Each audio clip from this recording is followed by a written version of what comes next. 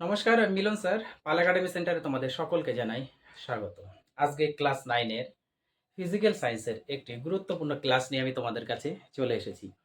তোমরা যদি একটু খেয়াল করো তাহলে দেখতে পাবে আমি বোর্ডে অলরেডি একটু লিখে রেখেছি, সেটি হলো নিউটনের গতিসূত্র গাণিতিক উদাহরণ। তার মানে নিউটনের গতিসূত্রের যে অধ্যায়টি আছে সেই অধ্যায়ে আজকে গাণিতিক উদাহরণ নিয়ে এই টিউটোরিয়ালে সম্পূর্ণ বিস্তারিত আলোচনা করতে চলেছি।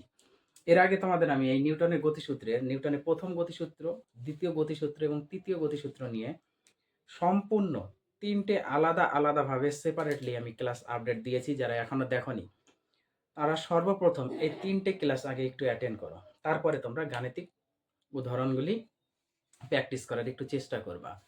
যাই হোক, আজকের বেশি কথা বাড়াবো না, আমি সরাসরি চলে আসবো এবার 1 নাম্বার কোশ্চেনে। 1 নাম্বার কোশ্চেনটি আগে আমরা একটু পড়ে নিই। দেখো কি বলেছে।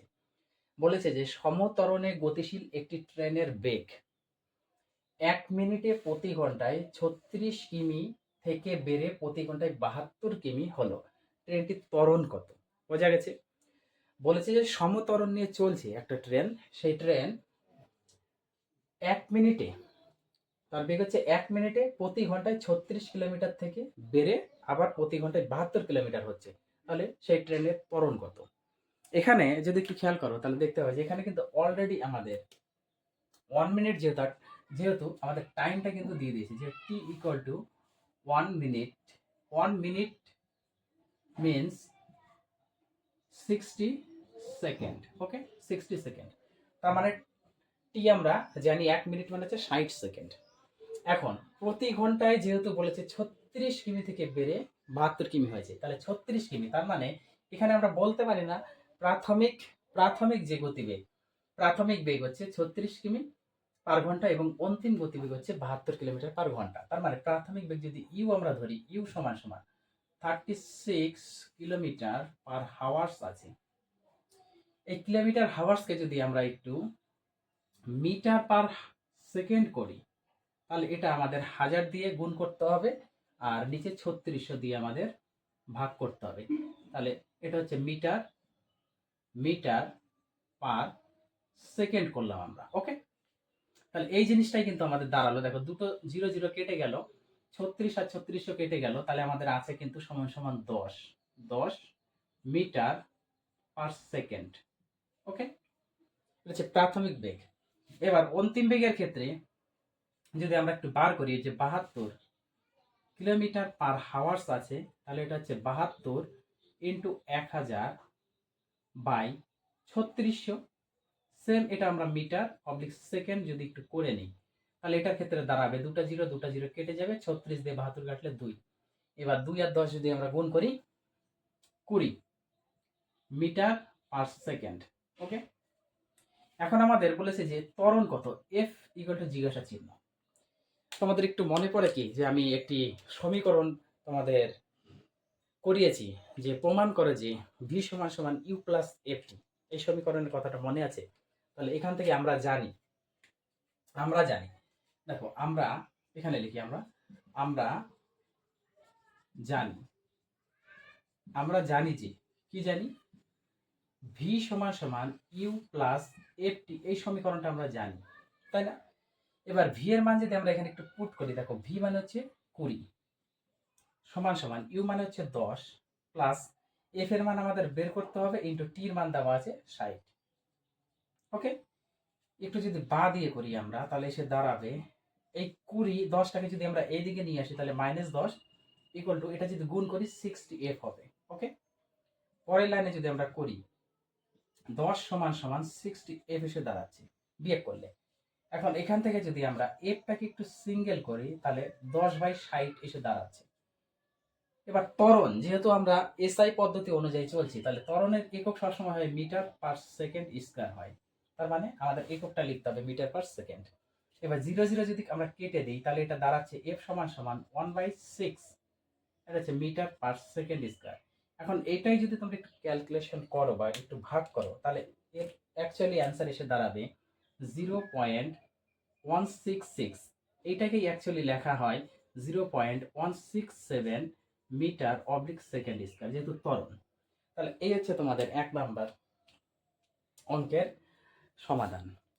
দেখো, আমি তোমাদের যখনই ফিজিক্যাল সায়েন্সের ম্যাথমেটিক্স এই গাণিতিক উদাহরণগুলো নিয়ে আসি, আমি প্রত্যেকটি ক্লাসে কিন্তু বলি যে ফিজিক্যাল সায়েন্সের ম্যাথমেটিক্স করতে গেলে সবসময় তোমাদের দুটো রুলস একটু মেনে চলতে হবে, হয় সিজিএস নাহলে এসআই।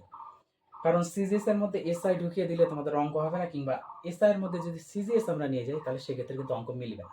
তার মানে আমাদের সিজিএস করলে সিজিএস এর সম্পূর্ণ নিতে হবে, এসআই করলে সবসময় আমাদের সম্পূর্ণ এসআই পদ্ধতি অনুযায়ী চলতে হবে। ওকে, এই জিনিসটা যেন মাথার মধ্যে তোমাদের একটু থাকে। তাহলে আশা করি 1 নম্বরে কোনো সমস্যা নেই। এবার আসবো আমরা 2 নম্বর। 2 নম্বরটি করার আগে আমি একটু মুছি, এই অঙ্কটা একটু মুছে দিই।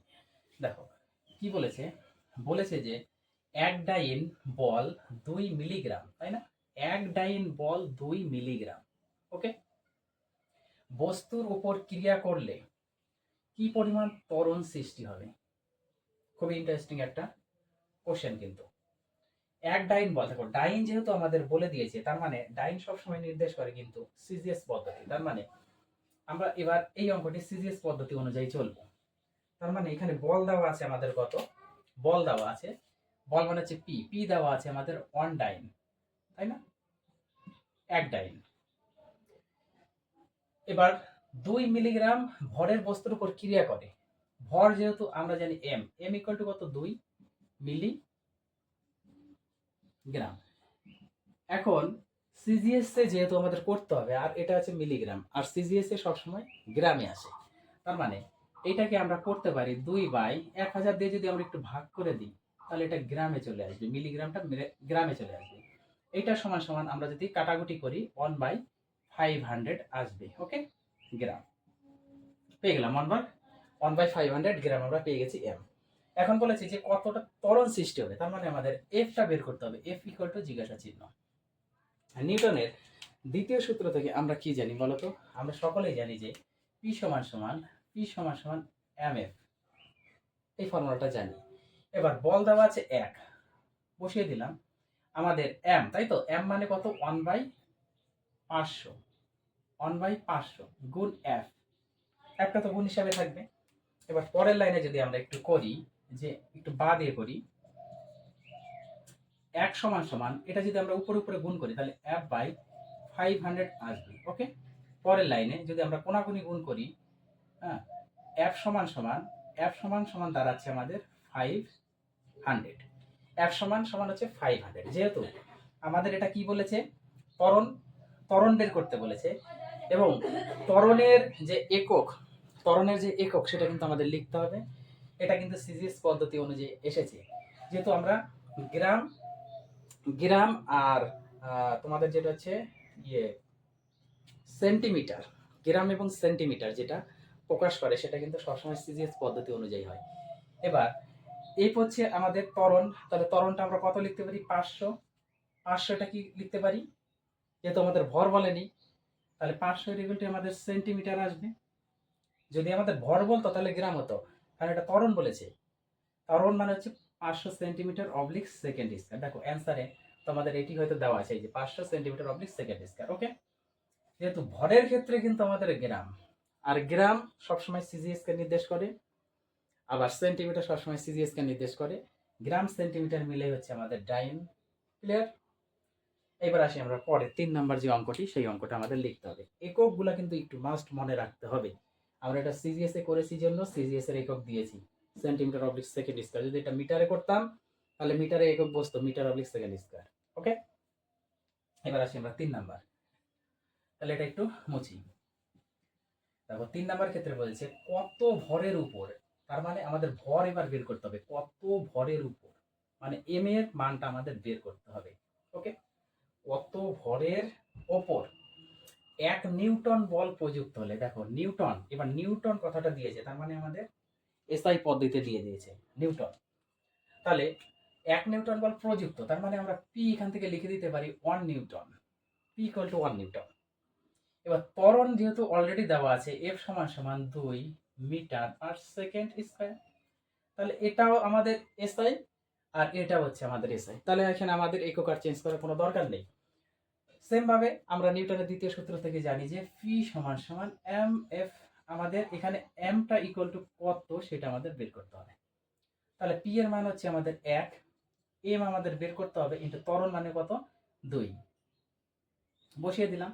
একটু বা দিয়ে যদি করি তাহলে এটা হচ্ছে 2m কোনা মানে গুণ করলে সমান সমান 1 হলো। পরের লাইনে যদি আমরা এমটাকে যদি সিঙ্গেল করি তাহলে 1/2 আসবে।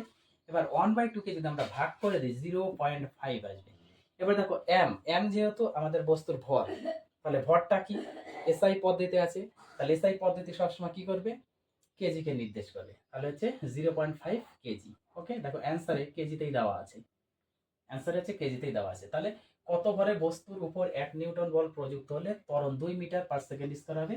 যদি 0.5 কেজি ভরের উপর আমরা 1 নিউটন বল প্রয়োগ করি তাহলে এত মিটার পার সেকেন্ড স্কয়ার ত্বরণ উৎপন্ন হবে। ওকে, আশা করি তোমাদের এই 3টে অঙ্ক নিয়ে কারো কোথাও সমস্যা নেই। তাহলে নিউটনের গতিসূত্রের তোমাদের এই অঙ্কগুলো একটু প্র্যাকটিস করো। তোমাদের এই অধ্যায়ে আরো দুটো টপিকস একটু বাকি আছে, আমি নেক্সট পার্টে তোমাদের এটা ব্যাখ্যা করে একটি ক্লাস আপডেট দিব। তাহলে আজকের মতো এখানেই এতটুকু শেষ করছি, আবার দেখা হচ্ছে তোমাদের সাথে পরবর্তী পার্ট।